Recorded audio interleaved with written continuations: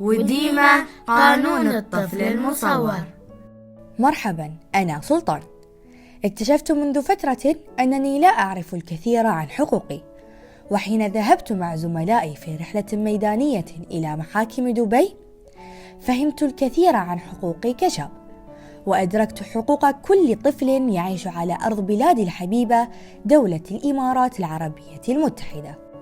وفي البيت جلست مع أختي الصغيرة وديمة، ومن حرصي عليها لم أتردد في قراءة كتيب قانون حقوق الطفل لها، فاكتشفنا معا حقوقنا، ومن حقك أنت أن تعرف حقوقك أيضا. فصل الحقوق الأساسية: من حق الحصول على اسم أفتخر به، وأن تصدر شهادة ميلاد مسجلة لي، من حق الانتساب إلى والدي، والحصول على جنسية يلتزم والدي باستخراجها وفقا للقوانين السارية والمعمول بها في الدولة، من حقي طرح أفكاري وإبداء الرأي بحرية في الأمور التي تخصني بما يتناسب مع سني ودرجة فهمي، وبما يتفق مع الآداب والقوانين السارية في الدولة. فصل الحقوق الأسرية: من حقي أن أعيش آمنا مع أسرتي المتحابة، وأن أربى وأوجه على أفضل وجه، من حقي أن أعرف أفراد أسرتي ووالدي وأحظى برعايتهما، وأن أتواصل معهما مباشرة، من حقي أن أتمتع بالحضانة والنفقة، وأن أحمي نفسي وديني وفقا لقوانين الدولة. فصل الحقوق الصحية: من حقي أن تحافظ دولتي على صحتي، وأن أذهب إلى الطبيب للعلاج أو المراجعة، من حقي أن تحميني دولتي من الأمراض، وأن تهتم بعلاجي وسعادتي وغذائي الصحي، من حقي أن تهتم دولتي بأمي قبل ولادتي، ومن حقي أيضا أن تهتم أمي بي وتحميني من كل ما يضر بي حتى أولد بصحة جيدة، وأن تمنع دولتي الجميع من بيع أي أطعمة أو مشروبات قد تضر بي. فصل الحقوق الاجتماعية: تسعى دولتي دائما لتوفير معيشة ملائمة لي تساعدني على النمو بدنيا واجتماعيا ونفسيا وعقليا.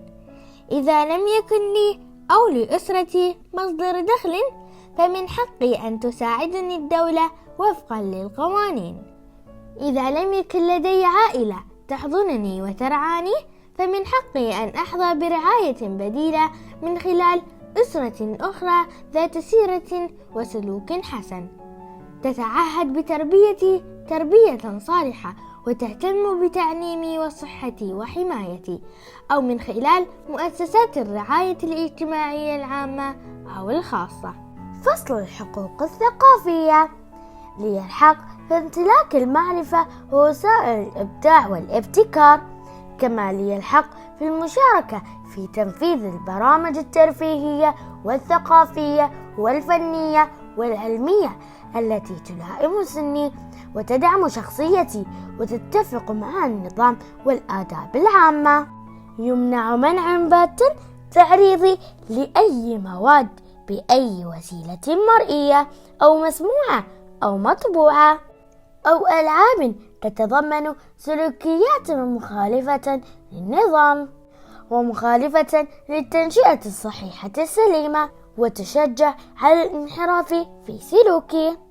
يمنع اصطحابي إلى الأماكن المخصصة للبالغين والتي قد تشكل خطرا على سلوكي وصحتي، كالأماكن المخصصة للتدخين وأماكن انبعاث الغازات السامة ومختبرات المواد ذات التفاعلات الكيميائية الخطرة. ويمكن توعيتي بالمخاطر التي قد أتعرض لها في حال ارتياد هذه الأماكن. من حقي أن أشاهد ما هو مفيد وممتع يساعد على تعليمي وترفيهي وقضاء وقت ممتع مع أصدقائي وعائلتي. ويجب أن يكون هناك إعلان مرئي وبخط واضح لكل محتوى غير مناسب إن وجد وغير ملائم لسني في صالات السينما وقنوات البث التلفزيوني. يجب على شركات الاتصالات ومزودي خدمات شبكة الإنترنت إبلاغ الجهات المختصة عن أي مواد غير مناسبة لسني عبر شبكة الإنترنت. من حقي أن أمارس هواياتي وأنمي مهاراتي في المجالات كلها عبر ما توفره دولتي لي من المدارس والجمعيات والأندية الرياضية والمراكز التثقيفية. فصل الحقوق التعليمية. من حقنا أن نذهب إلى المدرسة ونتعلم لنخدم وطننا ونبنيه.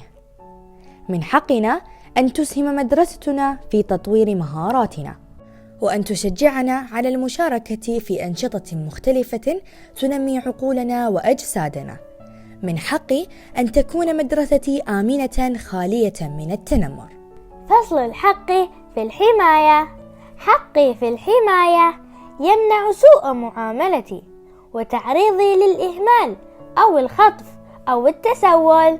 حقي في الحماية يمنع تركي وحيدا دون الرعاية، ويمنع تعريض سلامتي للخطر بأي شكل من الأشكال. حقي في الحماية يضمن ذهابي إلى المدرسة باستمرار دون انقطاع، ويمنع تحريضي على الكراهية والعنف بأشكاله. حقي في الحماية يمنع تعريضي للتعذيب أو الاعتداء، الأمر الذي يؤثر على مشاعري وصحتي البدنية والنفسية. حقي في الحماية يمنع استغلالي في أعمال غير لائقة، ويستوجب فرض رقابة على ما يعرض من محتويات غير مناسبة بواسطة الإنترنت أو أي قناة أخرى تؤثر في سلبا. حقي في الحماية يمنع تشغيلي بأعمال مخالفة للقانون تضر في سلامتي. فصل الأحكام العامة. التعريفات. الطفل كل إنسان ولد حيا ولم يتم 18 سنة ميلاديا من عمره. السلطات المختصة. السلطات الاتحادية المعنية بشؤون الطفل. الجهات المعنية. السلطات المحلية المعنية بشؤون الطفل. شكرا أخي سلطان لتعريفك لي بحقوقي وواجباتي. شكرا لدولتي لحرصها على حمايتي وتنميتي. تسعى حكومة دولة الإمارات العربية المتحدة لكل ما من شأنه أن يحفظ حقوق الطفل ويؤمن له حياة كريمة من خلال وضع مجموعة من القوانين الخاصة به في مختلف جوانب الحياة. وفي هذا الكتيب نتطرق إلى ذكر القوانين المتعلقة بالحقوق الأساسية والأسرية، وتلك المتعلقة بالصحة والحقوق الاجتماعية، وتسليط الضوء على الجانب الثقافي والتعليمي.